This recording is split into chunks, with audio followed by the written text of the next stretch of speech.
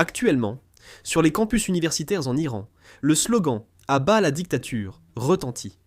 Malgré des rapports de jusqu'à 30 000 morts lors de la répression, les manifestations persistent et deviennent plus violentes. Dans cette situation, les États-Unis poursuivent activement leurs préparatifs pour attaquer l'Iran.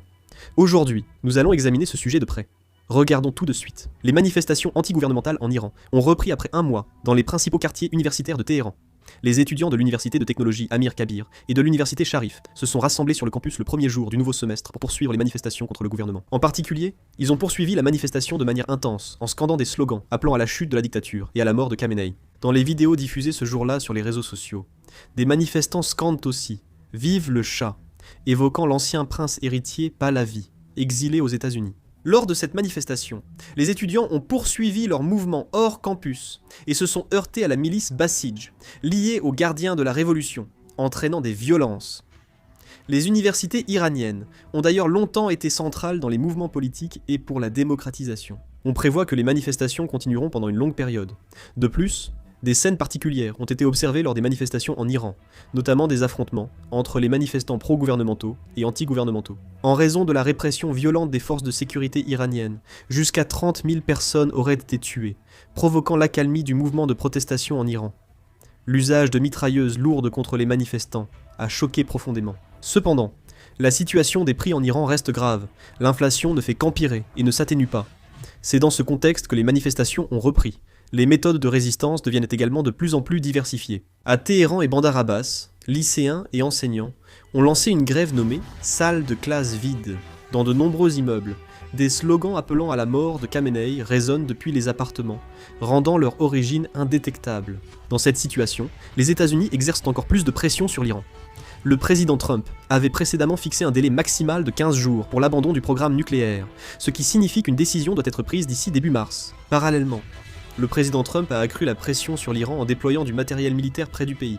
Jusqu'à présent, plus de 120 avions de chasse dont des F-35, F-22, F-16 et F-15 ont été déployés au Moyen-Orient.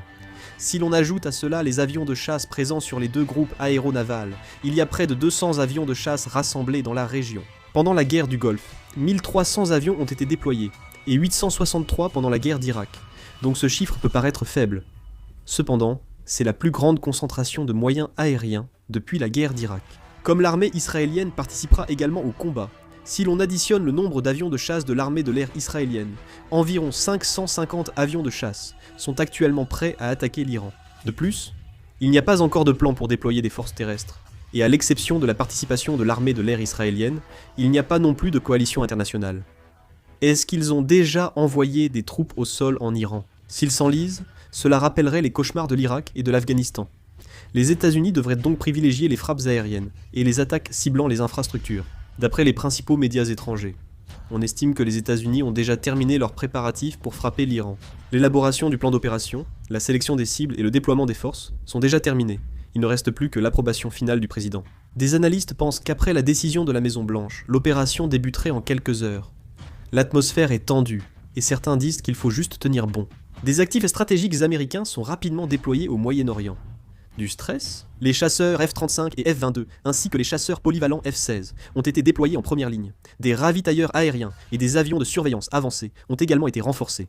Plus de 2 groupes aéronavals se trouvent désormais dans la zone d'opération. Cette puissance militaire est trop importante pour n'être qu'une force de dissuasion. Le problème, c'est le coût, n'est-ce pas? Le coût quotidien pour maintenir un porte-avions au Moyen-Orient pendant une longue période se chiffre en milliards de won.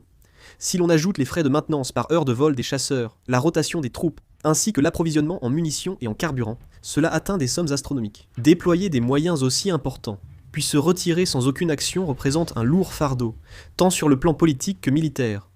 Le niveau d'engagement est déjà très élevé pour que l'on puisse parler d'un simple déploiement à des fins de dissuasion. C'est pourquoi, à Washington et dans ses environs, on estime qu'il y a une forte probabilité qu'une frappe réelle ait lieu. Qu'il s'agisse d'une frappe alternative ou d'une attaque de précision visant des installations nucléaires spécifiques ou des bases de missiles, la plupart des observateurs s'accordent à dire qu'une action suivra sous une forme ou une autre. Une première attaque pourrait entraîner des représailles iraniennes et un risque d'escalade régionale. La puissance militaire qui se rassemble actuellement dans le ciel du Moyen-Orient a atteint un niveau qui dépasse le danger et exerce une pression pour une prise de décision. Bien sûr, il existe aussi des opinions selon lesquelles la guerre pourrait ne pas éclater. Même si les Jeux olympiques d'hiver sont finis, les Jeux paralympiques arrivent, non. La trêve olympique prévoit que toute guerre survenant entre 7 jours avant les Jeux olympiques et 7 jours après les Jeux paralympiques peut entraîner des sanctions, allant de l'avertissement à la suspension du statut d'athlète national. Certains affirment que les États-Unis n'agiront pas tout de suite. De plus, le Ramadan interdit les actes de guerre.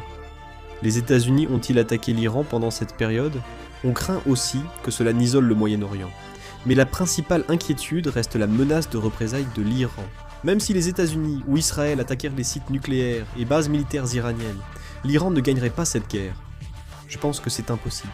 La différence de capacité de renseignement et de puissance militaire est comme celle entre le ciel et la terre. Par conséquent, il est peu probable que l'Iran choisisse une guerre totale de front, car il connaît bien ses faiblesses en matière de puissance conventionnelle.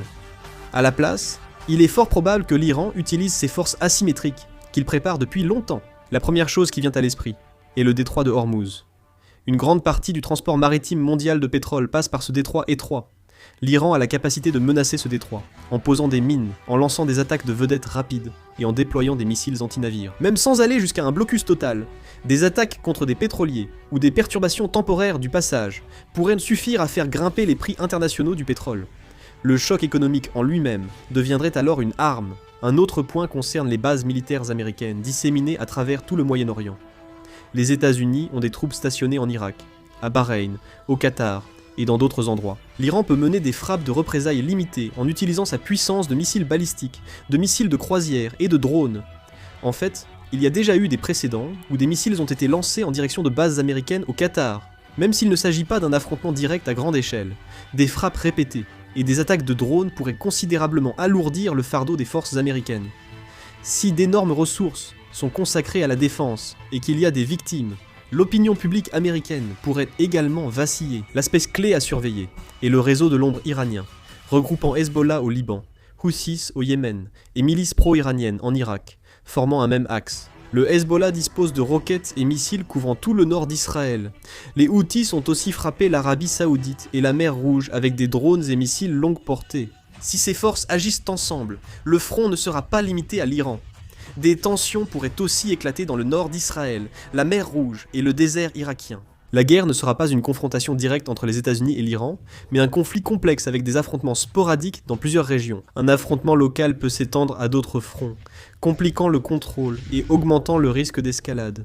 Une fois déclenché, on ne sait jusqu'où cela ira. C'est la carte de représailles la plus réaliste de l'Iran. Le troisième cycle de négociations nucléaires est prévu à Genève. Le 26 février, Badr al-Boussaïdi, ministre omanais des Affaires étrangères, a aussi confirmé la reprise des discussions à Genève. Dans une situation où il y a des craintes de conflit militaire, pensez-vous qu'il soit possible de parvenir à une solution diplomatique sur la question nucléaire ? Demandons tout de suite à Abbas Arad-Iran, le ministre des Affaires étrangères, avec qui nous avons collaboré, a affirmé à CBS le 22 février qu'une solution diplomatique était possible. Il a précisé que la coordination d'un accord potentiel précédait la reprise des négociations nucléaires. Il a aussi prévenu qu'en cas d'action militaire des États-Unis, l'Iran pourrait riposter. Les États-Unis maintiennent leur pression sur l'Iran.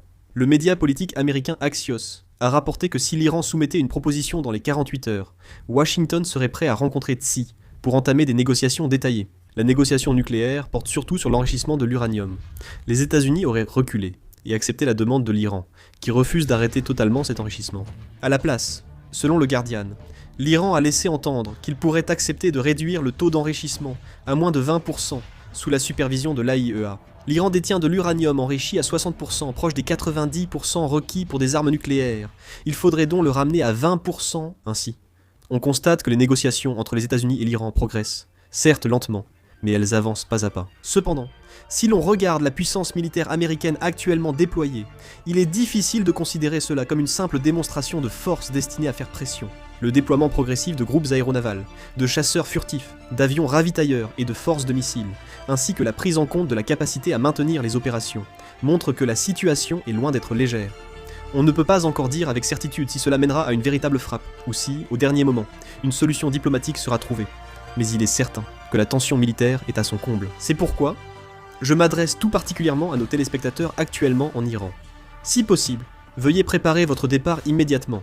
La situation sur place peut changer brusquement sans préavis. Si des mesures telles que la fermeture des aéroports ou la suspension des vols sont prises, il pourrait devenir très difficile de se déplacer. Les ambassades de plusieurs pays ont déjà publié des avis demandant à leurs ressortissants de faire particulièrement attention à leur sécurité. Veuillez consulter régulièrement les informations des missions diplomatiques, vérifier votre passeport et vos contacts d'urgence. Pensez que tout ira bien et dangereux. Se préparer à toute éventualité est le meilleur choix actuellement.